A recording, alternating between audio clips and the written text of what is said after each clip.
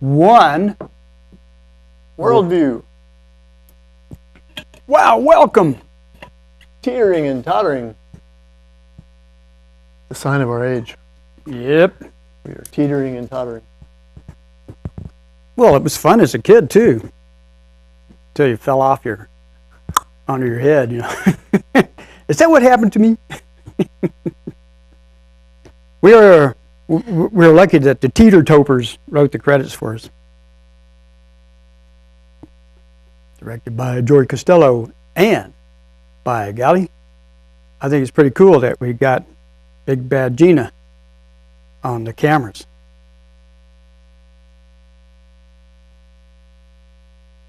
Who can really see into the future? I can barely see into the past.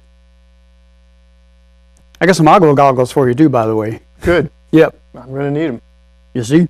All right. Yeah. Well. Here we are. Whirled View. This is it. This is the big one. The big one? How big, Dan? Number 500. That's amazing. All right. And as y'all can hear, there is a live studio audience. Wow. A real live studio audience tonight. That's right. Your check's in the mail. Thank you very much for showing up. And those are a new disclaimer. A new disclaimer. So that is pretty cool. Our lawyer had us write that. Yeah. So there would be no mistake. Right. Well, welcome. It's the 11th of August, and you have either by divine indulgence or accident tuned into One World View again, and a little bit special show tonight. We're going to do something a wee bit different since this is show number 500, and so we're going to talk a little bit about why we do this, and not so much the history of it, but just kind of the philosophy of it. So you had some generic commentary too. Yeah, after 500 shows, kind of makes you stop and think about it, you know. I did. Why are we doing this? Oh, yeah. For so long, 22 years. Yeah, you'd think we'd learn, you know. Yeah. Anyway, before we get into it, I was going down the road the other day, and they're building a new pharmacy in town. Yeah. And I noticed that they had the sign up on the side of the building, only somebody forgot to put the P in place, and it said pharmacy. Uh-oh. Yes. So, that's right. Know what that means. You don't want to be getting your drugs from the pharmacy. That's right. And the other thing I wanted to mention, now we might need the camera person to zoom in on this one. Hey, cool. This is they know how. The weather map from a couple of days ago, and we've mentioned a couple times on the show how you're starting to see these clusters of weather systems to the west of us here more and more frequently. And this is the one, what's this got, 12? Yeah. Did we count? 12 bunches of highs and lows. There's L's and H's all over the place. Yeah. And that's never been like that in all the years that I've been watching these maps. Yep. And of course the L's are spinning one way and the H's are spinning the other. And it just seems like there's more and more turmoil in the atmosphere. Yep. So, and it's been doing that all summer. But this was the worst one yet.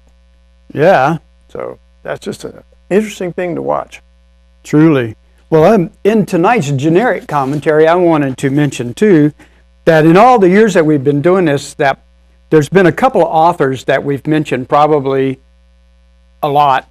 And we were thinking about who did we mention the most. It was probably Mark Twain. But another author that we've mentioned many times is Tom Robbins.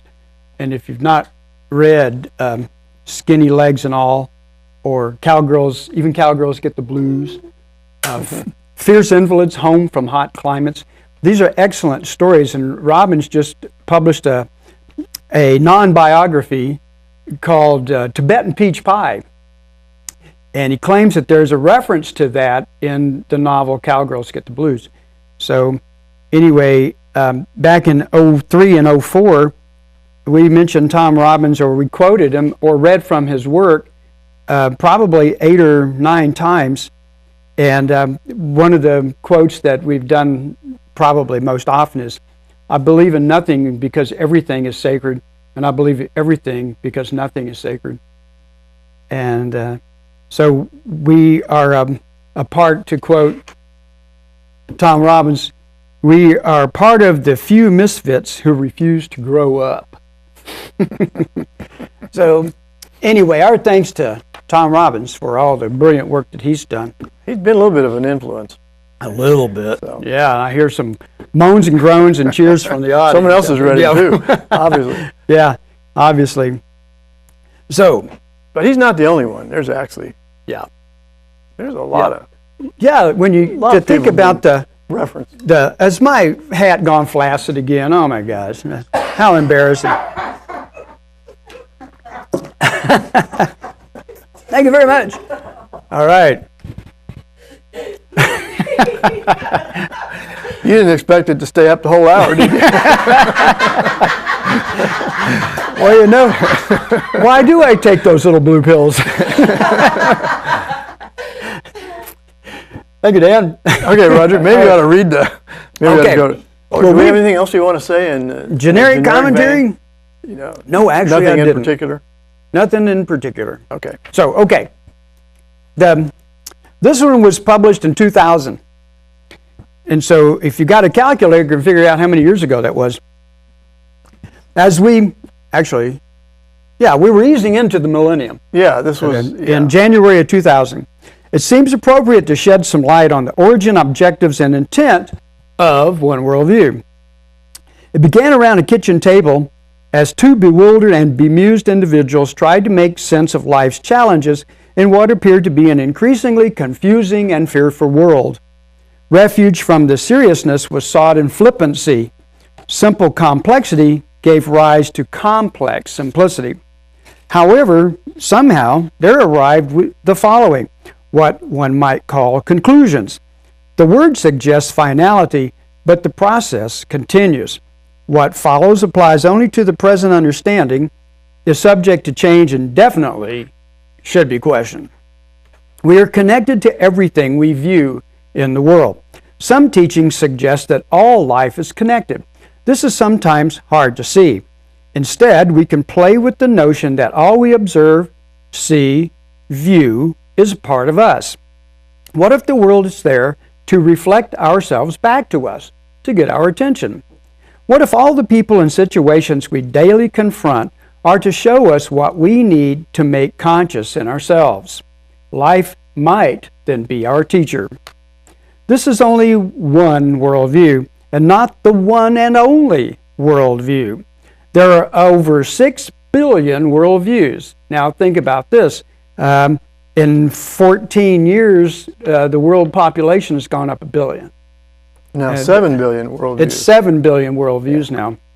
If one could encompass them all, one might begin to approach the mind of God, the universal consciousness, the vast nothing, the all, or the cosmic whatever, as so expressed by many young people. Some just call it love. The word wisdom derives from ancient words literally meaning the domain or realm of seeing. In wisdom, a viz word, vision, are we the ruler or lord over what we see? Does this suggest that there's great power in what we see? Knowledge is power, some say, but knowledge is not the same as wisdom. We can possess great knowledge but not be able to see. Yet wisdom can come through knowledge. Guess it's how you see it. One worldview presents knowledge. The viewer is responsible for any wisdom. Denial is saying no to what we don't want to see.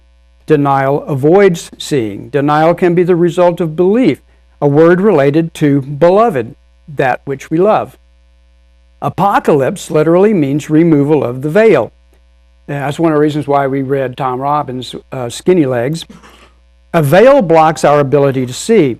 Denial is a veil we choose to prevent us from seeing. The apocalypse may bring the forced removal of our denial. We'll see. Our greatest power is our power to choose. Like you can choose to turn it off now or hope to find football on another channel.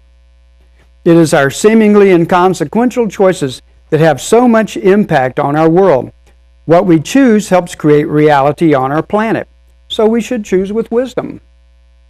Much time, effort, money, and energy are directed in compelling us to choose this way or that. Corporations, PR firms, religions, tyrants of all stripes, politicians, or any others cannot rule us unless we choose to allow them. Not voting or not choosing is a choice. Such a choice relinquishes our power. We are not victims. We are where we are by choice, and we can choose for things to be otherwise. Quantum physics suggests that we can affect matter by observation, which is seeing. It is said that energy underlies all physical form. Therefore, all things are connected by a web of energy. Thoughts are energy. Can what we think affect reality? Are we all creating together? Is what we think directly connected to what is? Have we the power to change reality by changing the way we think? That's a good batch of questions, bro. Yeah. Yeah. Our thoughts are based on what we know and what we see. There are those who would like to control what we think. This can be done by giving us too little or too much information. This is done to control what we choose. So beware of any who would limit your choices. One Worldview attempts to offer information that allows and encourages others to think for themselves. It is a partial reflection of what the world seems to be asking for attention. It has come to our attention that we really know nothing. Many more questions are raised than answered as we only try to see. From seeing, we may gain wisdom, and from wisdom, all can be changed. Einstein said imagination is more important than knowledge. John Lennon said, imagine. Imagination is what we see in our mind's eye. One Worldview wants the imagination to run wild. To imagine is to think and see, thereby helping create new realities. We have been creating our world together all along, mostly unconsciously. Is this the world we really want? If not, we can change it. It's our choice. So choose wisely.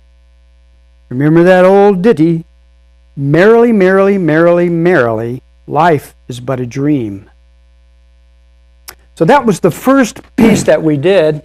Trying to figure out and justify why we made a show every why other did we week. do this? And why do we keep doing it every 2 weeks? Yeah. So some years you start doing it, and then you try to figure out why you're doing it. Oh yeah, okay. Kind of backwards. Some people have a good idea and a good vision of why they're doing anything, and then they do it.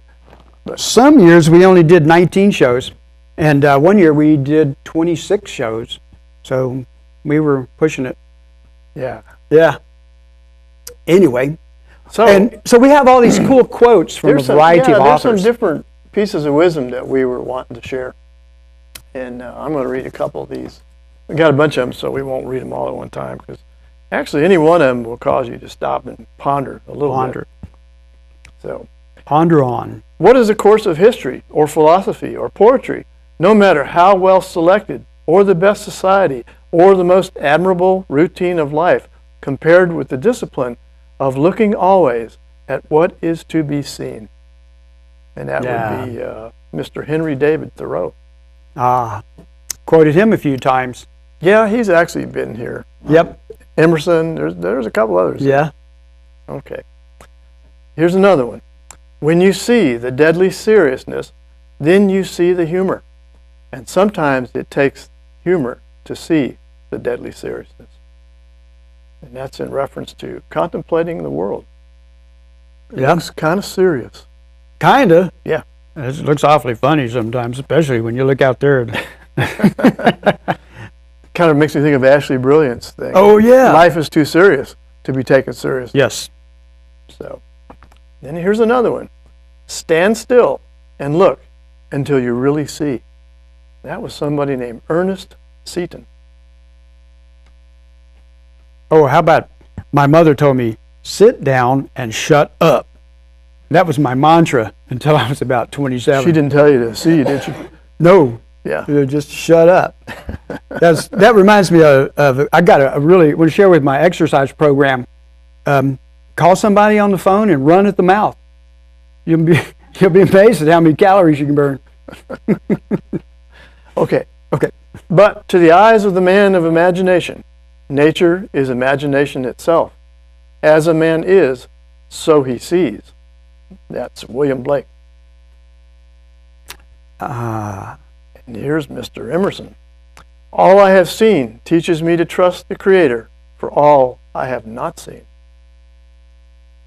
wow. Oh, here's Tom Robbins. One has not only an ability to perceive the world, but an ability to alter his perception of it. Or, more simply, one can change things by the manner in which one looks at them. Mm-hmm. Anais Nin. Similar to that. Yeah. Said, we don't see the world as it is, we see the world as we are. That pops up a lot. Yeah. That one's in another one, too. Here, you read that. Oh, boy. All right. It's your turn. Cool. Please. We know from the oldest esoteric teachings of all cultures that only by creating a clear vision of what's possible and projecting that vision to others can we begin to create the reality we want. Sapphira Linden. He was naturally learned.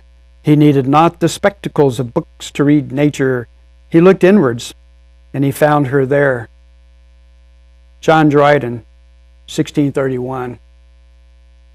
Cool. I like what he said, spectacles of books. That's yeah, like the spectacles eyeglasses of books. of books. Yeah. George Washington Carver, who was born just north of here. I learn what I know by watching and loving everything. There was the Peanut Master. Colin Wilson. A trick I recommend is just to look at everything as if you were seeing it for the last time. That's good. Well, what about looking at things as if you're seeing them for the first time, Yeah. like a child does? Uh-huh. Yeah. Yeah, this is good juxtaposition. Yeah, that reminds me of a trick that I used to do when I was a little kid. I would find a bug, and I would sneak up on it slowly as not to frighten it, and get as close as I could, and then try to see myself through the eyes of the bug. And I actually saw myself one time. That was pretty freaky. Let's see. 735 AD. Chinese. By studying the organic patterns of heaven and earth, a fool can become a sage. So by watching the times and seasons of natural phenomena, we can become true philosophers. Cool. By watching. Yeah. And one last one here on this page. Truth waits for eyes unclouded by longing. Yeah, unknown author. Mm-hmm. Truth waits for eyes unclouded by longing. Yeah, if you're not expecting to see something, you might be surprised by what you see. Yeah, maybe it's a way of seeing. Yeah. Yeah, these are good. These are out of a collection that he's done for 40 years? Yeah, About the time. Yeah, we both started keeping journals of quotes. And I knew I'd made it when I read a quote by Roger Bacon who said, "It is a good thing for young men to read books of quotations." And compile their own? Yeah. And so, yeah, we both did the same thing. Years before we met each other, we were compiling handwritten notes in spiral notebooks on lined paper. And so that was, you're weird, Dan. I know. Yeah. I know. Well, I mean, we should talk about how this show even got started. This began in the kitchen, in my kitchen. And we would get together and consume our favorite adult malted barley beverage. And I would say, Roger, look at this in the news. And we'd read these different things, and we would laugh and laugh and laugh and think, man, that's so crazy all this stuff is going on. So that eventually translated to where we are now. Yep. So, well, we also... except now we drink water. Yeah, we drink water now. Between 81, in 1981, I started writing a column for a weekly newspaper. And it was a parody of consumerism and consumption by the title of Boxby Bucksville. Some of you will remember the title. And it wasn't shortly thereafter that he started doing a column in the Grapevine, which was quotes, garden quotes. And so the two of us were both writing for a weekly newspaper. we did that for about 8 years and switched papers. And so by 92, we started doing television, and we like to blame Richard Drake, bless his heart. He had us on as a guest. We did that twice in September and October of 92. And then we got invited to be guests on a show, and then the host didn't show up. So the director. It was a live show. Yeah, it was a live show, right? And so the director comes in and says, "We're on in 60 seconds. What do you want to do?" And I said, "Put us on the air." So we've been doing it ever since. The host did show up after 10 minutes, so we interviewed him. "What's it like to have your own show, man?" Yeah, he quit shortly. We kind of hijacked the show, didn't we? We hijacked his show. I'm sorry, Tex. Yeah. All right. Anyway, you got some more, Darren? Yeah. Okay. After a couple more years, pondered a little bit more, trying to justify what we were doing. And so this came through. Recently, a friend commented that he was not paying attention to affairs of the world as presented through the media because he felt overwhelmed by the demands of family, job, and personal needs. He found the world's, quote, pain, unquote, too great. This seems to be a common condition. There is certainly plenty of pain in the world. Pain is a signal that something needs attention. Our bodies use pain to draw our focus to areas of distress. Feeling overwhelmed by pain suggests a need to empty, that's in quotes, or heal some of the painful issues that we carry. That which is difficult to see in ourselves, we readily see in others. When the world reflects back to us our own pain, we may feel compelled to avert our eyes. The word wisdom literally means the realm or domain of seeing.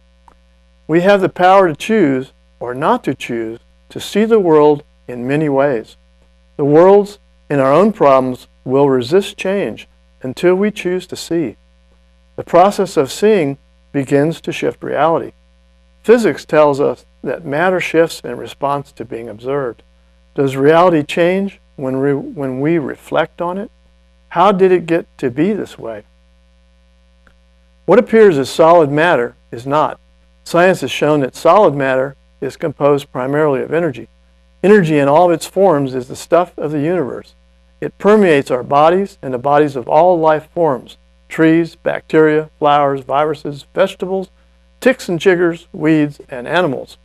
It permeates the non-living beings: mountains, rivers, rocks, water, atmosphere, atoms, volcanoes, weather, molecules, earthquakes, heat, and cold. It also includes thoughts, prayers, and dreams. The sun, solar system, stars, galaxies, and space are made of the same energy, expressed as an infinite spectrum. Energy is sometimes also called spirit. What is the unifying principle around which the energy of the universe is organized? It is variously named God, the One, the Universal Mind, the Great Spirit, whatever, the Tao, Bob, and many others. Call it, quote, what you will, unquote. Characterized by creativity, it is also the force of destruction. Light does not exist without dark. The discussion of good and bad and our judgment of the same deserves its own column. Collections of similar energies form what is called the group mind for species, the morphogenic field, after Rupert Sheldrake, or the collective unconscious for humans.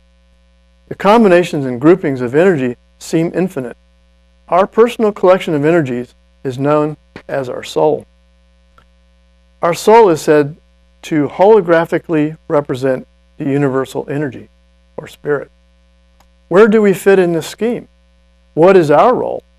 A Hindu saying is, God sleeps in stone, breathes in plants, dreams in animals, and awakens in man. Aldous Huxley said our business is to wake up.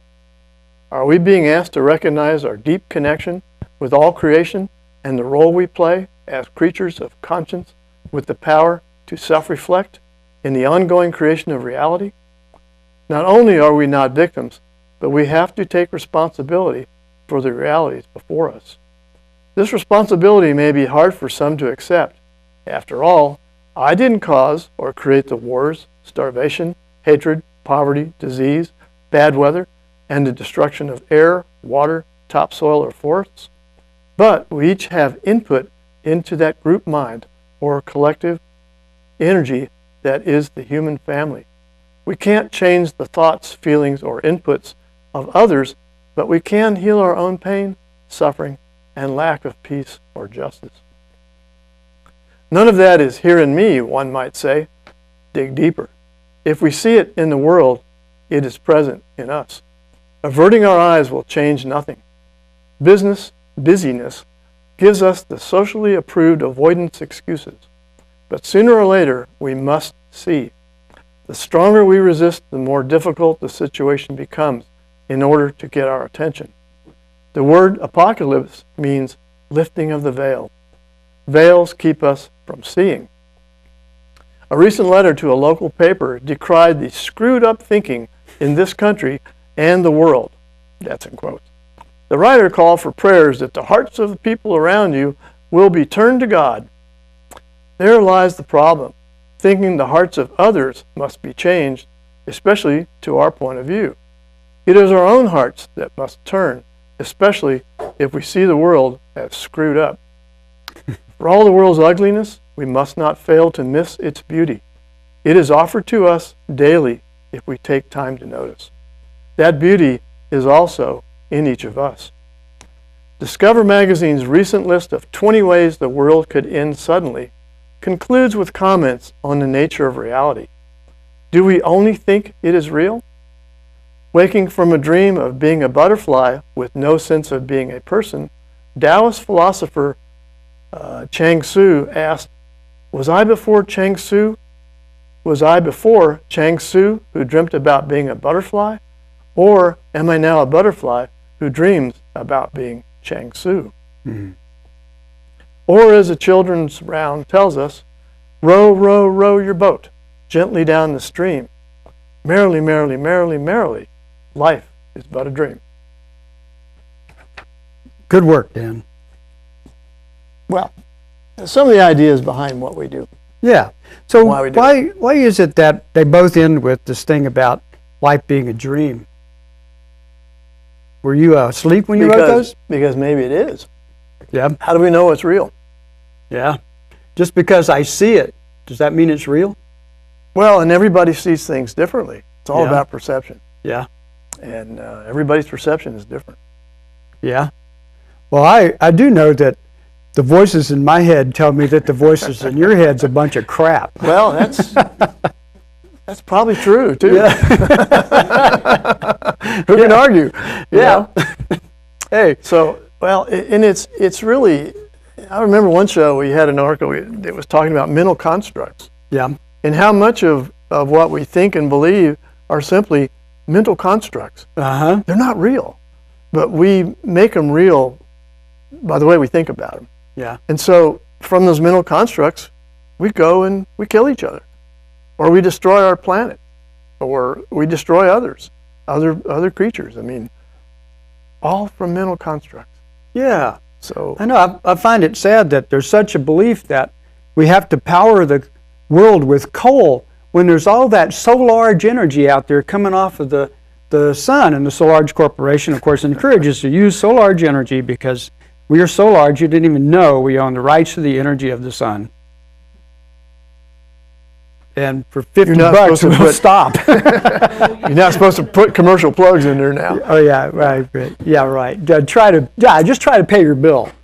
Yeah. So what's curious to me, I mean, sometimes when I awake from a dream, it seems so real to me, and I'm not sure which is. If this isn't a dream that I will at some point wake from. Oh yeah. I mean, how do you know? How can you tell? Some dreams seem so real. Uh-huh. I feel like I travel in my dreams. I wonder what worlds I'm seeing and hanging out in, and who are these people in my dreams? And then I had a dream the other night where it was like looking at the old, like the TV's on, but it's not tuned into any station. It's just those black and white dots. Oh, kind of just dancing all over the screen. Uh-huh. I had a whole dream like that. I couldn't see anything. It was Just all the black and white dots. Wow. But I was aware that there were people there, or beings, and I was talking to them, but it was all just this stuff. So, Yeah. nondescript. Kind of like that green screen in the Matrix. You knew there's something in there, just hard to interpret. Yeah, well, I mean, I was conscious of other things going on, Yeah. but I couldn't see it. Yeah. I always thought that movie helped a lot of people to be able to imagine something different in the world seeing, because there were characters who could look at that screen of moving numbers and see things. Yeah.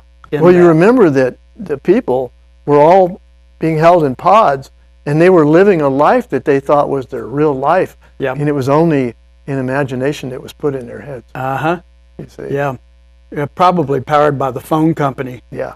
And so once the characters in the movie realize that, they begin to manipulate reality. Uh-huh. So once they figured that out, Yeah.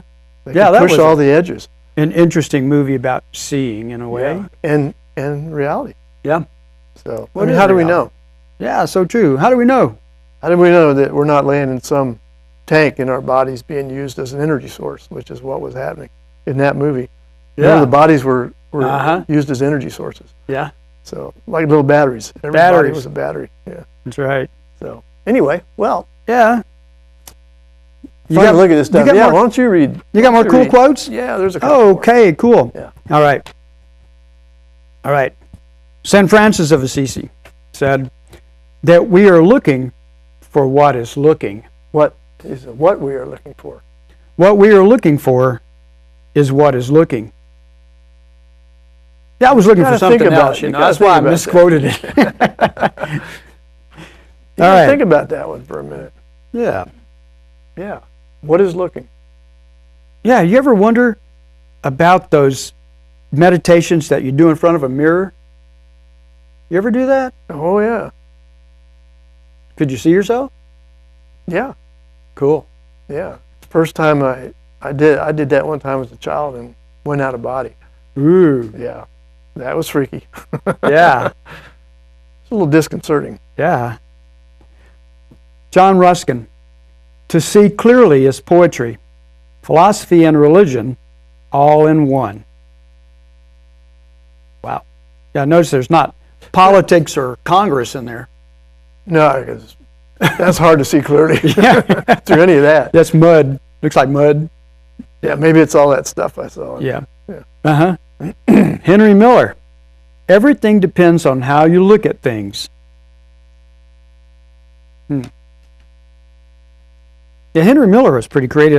I remember that Tom Robbins in Tibetan Peach Pie mentioned Henry Miller a number of times as being one of the great writers of the 20th century.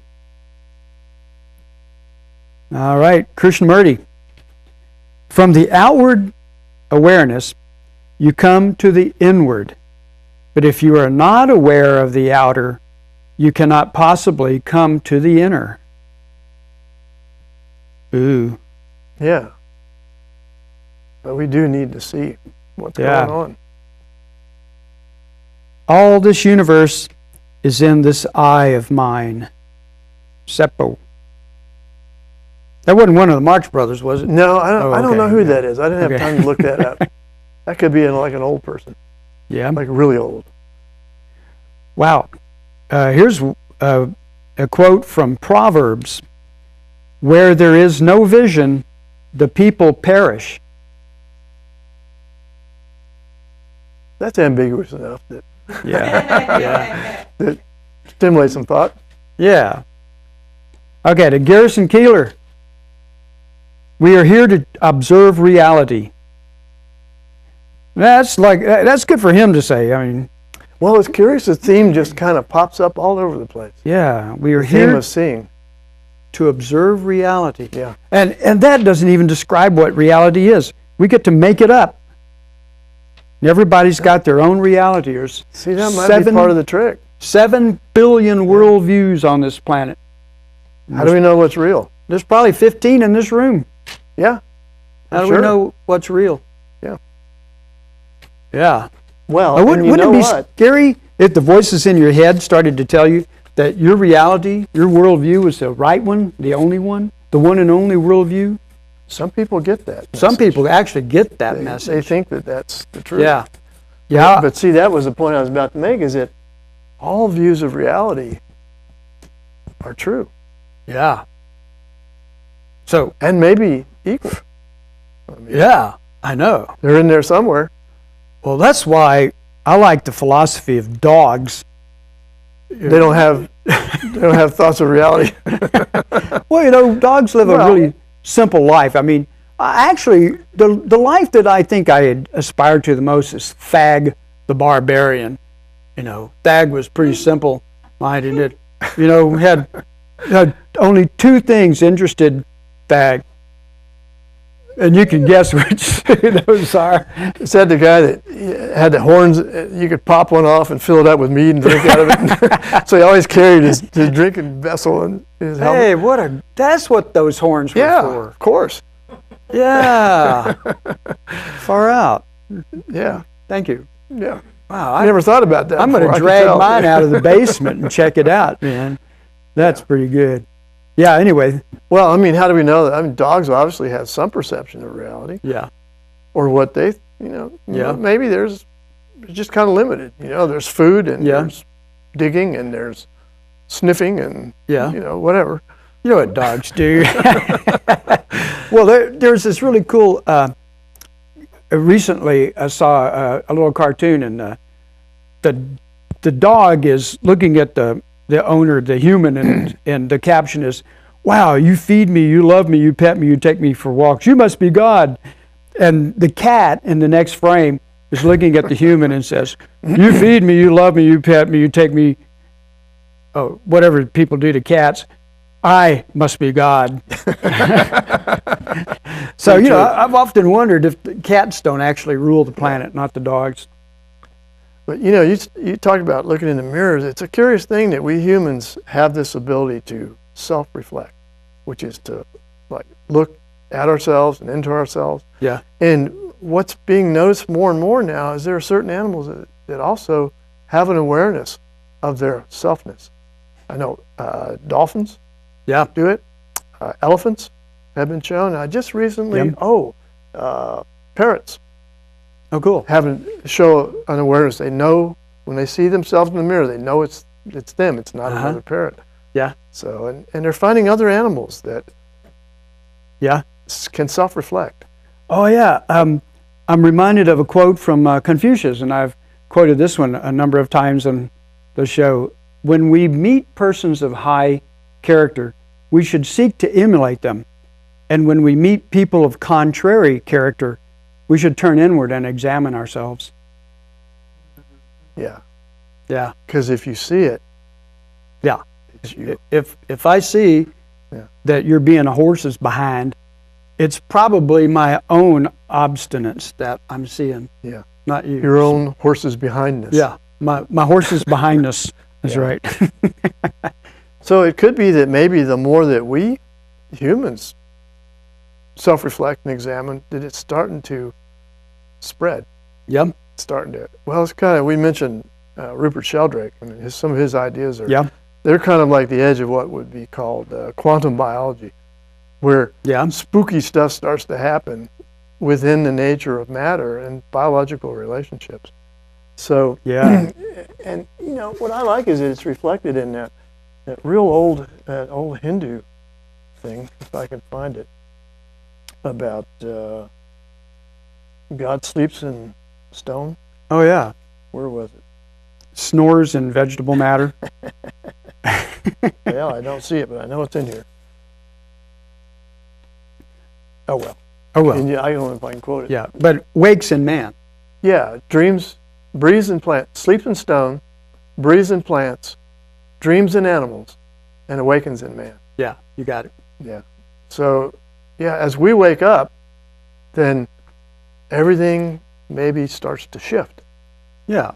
And despite all the problems in the world, I think we're being compelled to wake up, Yeah. or because of the problems. Because of the problems. Yeah. It's all Well, the process. one of the great ideas that I recall that you came up with years ago was the the idea that in that quorum sensing, that so many creatures that we are observing in nature start to do something, or something happens around them when they reach a certain critical number. Yes. And when you propose that if humans were waking up and there were enough of us, all of a sudden became conscious and aware of something like maybe the golden rule or the golden beverage over there at the pub, that we suddenly would flip over into another paradigm. And that's a big deal. And it's related to the numbers of individuals. Yes. And so what I originally ran into that was with termites. Yes. The mound building termites run around when there's just a small number. They just run around, they do their own little thing. But all of a sudden, when there's a certain count of termites, they begin to act like they have one mind. Yes. And they build these immense termite mounds, which are considered engineering marvels. Yeah. It's like, but they couldn't do it until they got enough of them. It's like they had to have enough neurons to create the brain that could do that. Mm-hmm. And so I thought, well, what about humans? Maybe we're the same way. When we get enough of us together, we begin to act like we're part of one mind. And I don't know what kind of mound we're supposed to build. Yeah, I think Maybe it's not a physical thing. Possibly not a physical mound. Yeah, but the trick, and so what happens is our population increases, and you mentioned from 2000 to now, we've gone up another billion. Yeah. And so as our population increases, we move more towards that number that they call quorum sensing. Yep. And it could get real interesting. But the trick is, to get to that number, we have to deal with things like war, starvation, others on this planet not having enough. Yeah. It's like we have to learn to share so that more of us can be here, and we'll see what'll happen. Uh-huh. But that's the trick. That's the limitation right now. Yeah. So what you see then is that if people are selfish and greedy, and that other people are dying or starving either because of wars or poverty or disease, that the wealthy hanging on to their wealth and not sharing it is keeping us from that quantum sensing or that quorum that helps us to transcend and make that next quantum leap. But eventually, I think more and more people will begin to shift themselves and maybe not be so inclined to hold on. Yeah. Be more inclined to say, well, let me share. Not because somebody makes them, right, but because they choose to. Yeah. Because they begin to realize that their own well-being is tied into the well-being of everybody else, because we're all connected. Yeah. We're one great big organism. I find it really hard to force kindness on other people with a stick, you know. or a bunch of laws. Laws. Oh, yeah. All right. Yeah. So really. I'm going to read this. Two more to read. The gloom of the world is but a shadow. Behind it, yet within reach, is joy. There is radiance and glory in the darkness. Could we but see, and to see, we have only to look. That was written by a priest in 1513 AD. And then the last one, it is only with the heart that one can see rightly. Oh. That's from The Little Prince. Not our eyes, but with the heart. And that takes us into a whole nother realm of perception. Yeah. I not long ago read a book that said the ancients did not perceive with their minds, they perceived with their hearts. Yeah. The mind was there mainly to help them integrate what they perceived with the heart. And the book was about plants and how the ancient people knew which plants were good for what. Mm-hmm. And so he claimed that they didn't go around tasting them, and if they died, they said, don't eat that one, because he died. They didn't do that. They sensed, they got to know the plant and sensed the qualities of the plant from the heart, not from the mind. It's an interesting concept. Oh, yeah, really. Well, you know, that sounds like a job I could do. You know, I've spent a many morning, Saturday morning after drinking Friday night, feeling like a vegetable. And I could relate to the broccoli, you know. Well, it's curious to mention that. I read a couple of years ago an article about a biologist who had been working on a particular problem in biology. And he happened to make a trip to the jungles of South America and happened to encounter this substance called ayahuasca, and which is a native hallucinogen. And he did the ceremony with the head guy, and in his experience with that substance, he was shown the answer to the problem that he'd been trying to figure out. And he came back, and it was true. What he had been seeing in his vision, he'd seen the answer to what he was trying to find. So he could verify it in a lab. Yes. Yeah. Wow, way cool. Yeah. So it's like, well, where does that kind of perception come from? Mm-hmm. And how is it that the plant confers it? And of course, my understanding has always been that that perception's in us. The plant only unlocks our ability to touch that. Same with all the hallucinogens. We had that ability naturally, but because of the way our brains work, we shut it off. Because we can't be walking around hallucinating. How are you going to hold down a job if you're walking around hallucinating? Yeah, how are you going to ride your scooter, drive your car, man? But it's possible that our minds and our perceptions are much deeper into all reality than we really realize. Yeah. So Aldous Huxley wrote about some of that. Those doors of perception. Yeah. And how we perceive and why. Yeah. Wow. Yeah, I'm reading Huxley now. Yeah. As a matter of fact, not Doors of Perception. I've got another. Turns out that there's quite a remarkable collection of Huxley's work at the local university library. Chanced into it.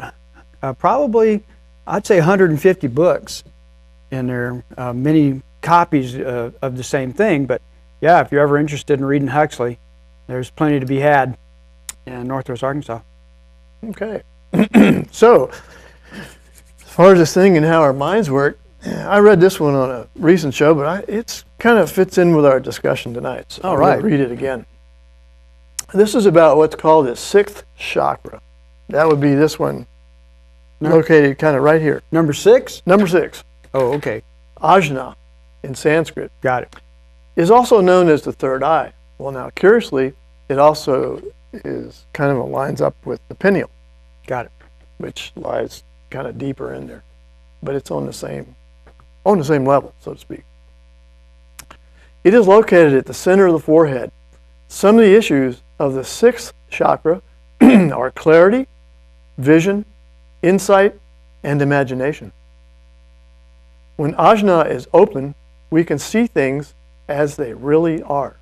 Now, the idea of the chakra is a little spinning energy center. Yeah. And I don't know, which way does it spin, do you know? Spin back and forth, or? You know, I'm not real sure, but I'm starting to get dizzy by you just doing that. Yeah.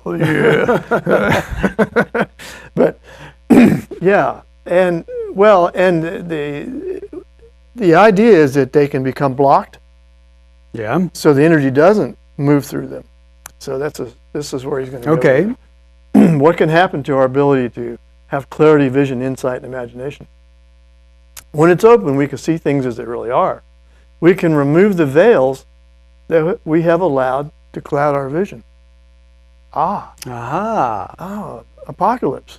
Yes. These veils are filters through which we so often view life are given to us by our families, our culture, and ourselves. I believe that they are also a part of what we enter this life with. You know, you're talking about like more than one life, like you carry baggage from.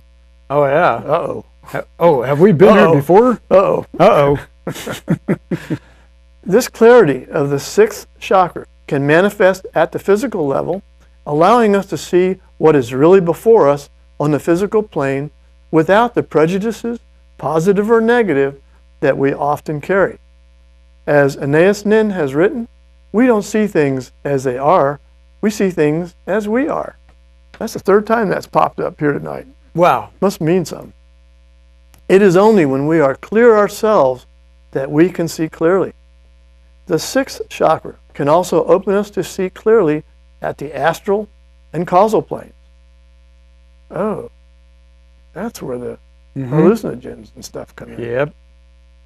At these planes, we develop imagination, insight, intuition, and clairvoyance. It's through the opening of the third eye that we are able to see our personal life's vision. When we're blocked in the sixth chakra, we deny what we see. We deny our imagination and have trouble believing that things could be different from how we perceive them to be. Although ajna is about seeing things as they are, it's also about imagining how we can make things better. Cool. Kind of suggests we got a lot of power in how we see stuff, Yeah. doesn't it? A blockage can keep us from opening to the possibility that we can manifest the change that we are capable of imagining. An excessively open sixth chakra can lead to delusion. Okay, it's got to be open enough to see reality clearly, but if it's too open, you are subject to delusion. Okay, I lost my place there just a second. When we are deluded, we see fantasy as reality. We lose the ability to discern the difference between what we observe and what we imagine. Oh, yeah. Was that real? Yeah. Are you real? Are you real? Am I really here doing this? Oops. Wow. The archetype of this chakra is the seer or the visionary. This is the part of ourselves that's able to see at all levels. Here we can let our powers of observation and intuition guide us to what is true. The negative sixth chakra archetype is the intellectual. The intellectual may deny his or her natural intuition and see things only within a narrow set of socially dictated guidelines. The demon of ajna is illusion.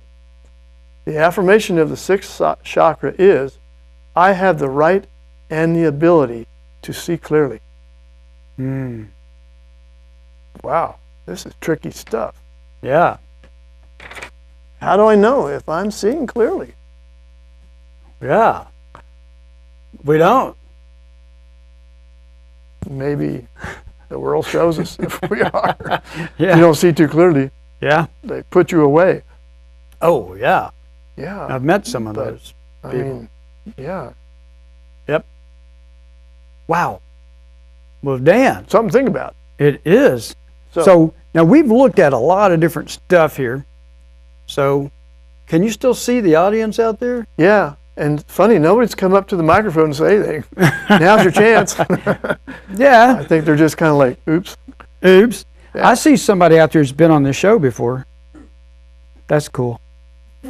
Hey, there she is. Hey. Yeah. Somebody who, When she was a little a girl. little bitty girl, sat here between the two of us. Yeah, that's back when we had potted plants on the set and we had all the lights on and we Yeah. weren't so dark.